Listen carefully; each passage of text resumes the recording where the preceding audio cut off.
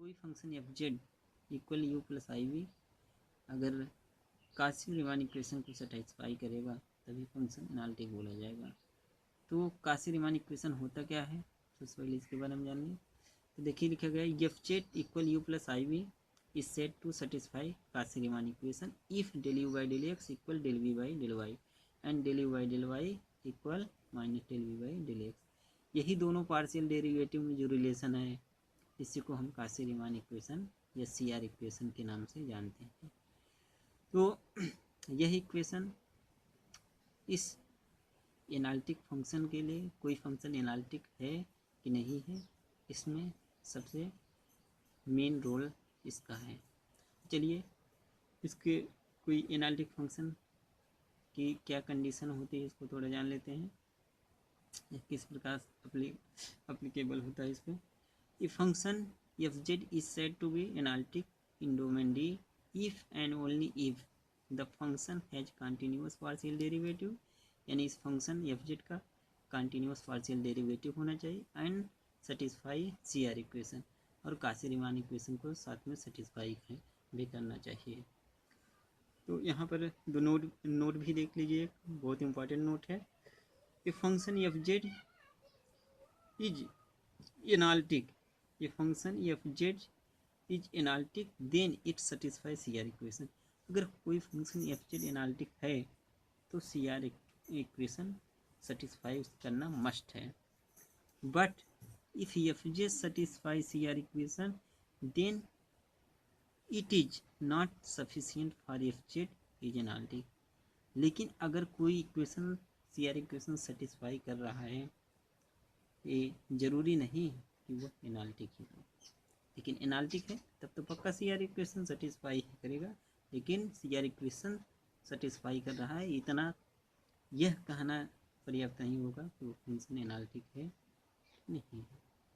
इसके साथ में उससे डेरिवेटिव, जो पार्शियल डेरिवेटिव है, उसको भी एग्जिस्ट करना चाहिए। आइए हम इसको समझ लेते हैं कि किस प्रकार हम कोई फंक्शन अगर दिया गया है तो उसकी एनालिटिसिटी पता करते हैं। जिससे आप यहाँ पर देख रहे हैं F Z equal Z square है, तो ये फंक्शन एनालिटिक कब बोला जाएगा, जब यह काशी रीमान इक्वेशन को सेटिस्फाई करेगा। काशी रीमान इक्वेशन को सेटिस्फाई करने के लिए इसमें पहले हम u और v को देखेंगे कि इसमें u और v क्या है। तो सबसे पहले हम यहाँ पर u v देखिए, हमारा एफ जेड इक्वल हमारा होता है u प्लस आई वी, जहाँ u function of X Y है और v भी फंक्शन ऑफ एक्स वाई होता है। तो सबसे पहले हम z के स्थान पे z equal x plus i Y put करके इस जेड स्क्वायर की वैल्यू u और v में अलग अलग निकाल लेंगे। देखिए कैसे करते हैं। सबसे पहले एफ जेड इक्वल यहाँ पर z के स्थान पे हम एक्स प्लस आई वाई रख दें, तो एक्स प्लस आई वाई का होल स्क्वायर हो गया, और इसको ए प्लस बी का होल स्क्वायर वाला फार्मूला लगा देंगे। तो x square plus i y का square plus 2x into i Y, यानी ए प्लस बी का फार्मूला लग गया है, ए प्लस बी का होल स्क्वायर का। तो यहाँ पर एक्स स्क्वायर हो गया है, आई वाई स्क्वायर मीन्स आई का स्क्वायर -1 प्लस इंटू -1 हो गया minus Y square plus 2x into i y, i यहाँ आगे आके मल्टीप्लाई हो गया आई इंटू 2xy। तो यहाँ पर यह आपका जो बन रहा है यही क्या हो गया, यही u हो गया और ये आपका v हो गया। तो यहाँ पर u plus I V, F Z के स्थान पे u प्लस आई वी रख के दोनों साइड का कंपेयर कर देंगे। तो comparing both side on real part and imaginary part. Real part यहाँ इस साइड में क्या है, u है, और इस साइड में real part X square minus Y square है, यानी आपका u इक्वल आ गया X square minus Y square, और इमेजिनरी पार्ट यहाँ v है और यहाँ इमेजिनरी पार्ट 2xy है, यानी v इक्वल 2xy। तो अब यहाँ पर हमें इनका u और v का पार्शियल डेरिवेटिव निकाल लेते हैं with respect to x and y।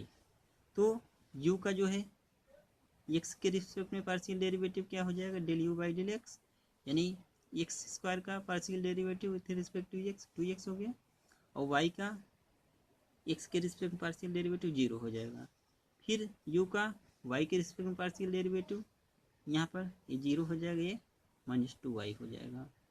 इसी प्रकार अब v का हम निकाल लेते हैं। सबसे पहले x के रिस्पेक्ट में निकालेंगे तो ये हो जाएगा x के रिस्पेक्ट में 2y जो है कांस्टेंट काम करेगा। जब x के रिस्पेक्ट में निकालेंगे और x का 1 हो जाएगा, यानी 2y आएगा del we by del X के रिस्पेक्ट में 2y, और del we by del Y निकालेंगे तो ये y का यहाँ पर कांस्टेंट हो जाएगा, 2y बाहर निकलेगा, x का 2x बाहर निकलेगा, y 1 हो जाएगा। तो यहाँ पर del we by del Y 2x आ गया। अब इस प्रकार हम देख रहे हैं कि हमारा CR इक्वेशन यहाँ आराम से सेटिस्फाई हो रहा है। देखिए del you by del x और del we by del y दोनों इक्वल दिख रहे हैं। Del you by del x 2x ये भी है, del we by del Y ये भी 2x है, यानी del you by del x equal del we by del Y equal हो रहा है। और इधर देखिए del you by del y यह क्या है -2y, और del we by del X ये 2y है, दोनों का निगेटिव साइन कर दें तो यह इक्वल दिख रहा है। यानी कहने का मतलब del you by del Y equal minus del we by del X, यानी यही दोनों जो है CR इक्वेशन, ये दोनों बता रहे हैं कि CR इक्वेशन यहाँ पर सेटिस्फाई हो रहा है। अगर CR इक्वेशन सेटिस्फाई हो रहा है तो हम कह सकते हैं कि F Z equal Z square is analytic everywhere. यहाँ पर यानी यहाँ CR इक्वेशन सेटिस्फाई हो रहा है, इसलिए एफ जेड यहाँ प्रत्येक पॉइंट पर एनालिटिक फंक्शन है। दूसरा क्वेश्चन है एफ जेड इक्वल मॉड में जेड स्क्वायर। तो सबसे पहले यहाँ पर पुट करेंगे z equal x plus i y. Z equal x plus i y यहाँ पुट करने पर ये हो गया एफ जेड इक्वल मॉड में एक्स प्लस आई वाई का होल स्क्वायर, और मॉड में एक्स प्लस आई वाई होता है रूट में x square plus Y square का होल स्क्वायर और रूट हट गया, यानी X square plus Y square हो गया। और फिर अब यहाँ पर हम F Z equal U plus I V भी लिखते हैं, means U plus I V equal हो गया X square plus Y square plus यहाँ पर इमेजिनरी पार्ट नहीं है तो आई इंटू हम 0 लिख सकते हैं। तो यहाँ से हमें u और v की वैल्यू आसानी से निकल जाएगी।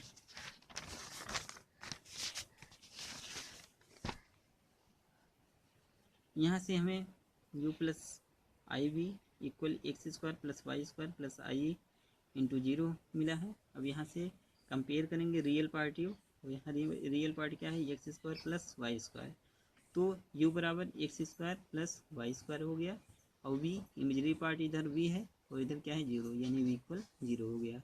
तो अब यहाँ पर हम देख रहे हैं del you by del x equal 2x और del you by del Y equal 2y, और मतलब इसका एक बार x के रिस्पेक्ट में डिफ्रेंसिएशन करेंगे तो del you by del x 2x आएगा, कांस्टेंट होगा, ये 0 हो जाएगा।